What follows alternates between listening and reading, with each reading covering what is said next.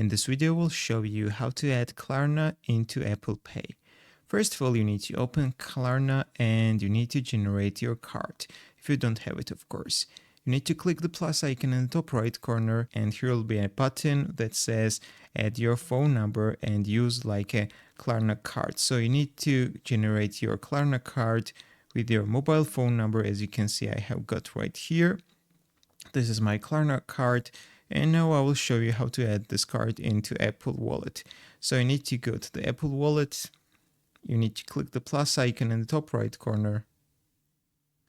Then click debit or credit card. Right here, click continue, and you need to enter your card details manually because you have got a digital Klarna card. Then you need to name your card and you need to write card number. In this case, you need to write your mobile phone number because you're using your mobile phone as a Klarna card number. If this video was helpful for you, don't forget to click the like button and don't forget to subscribe.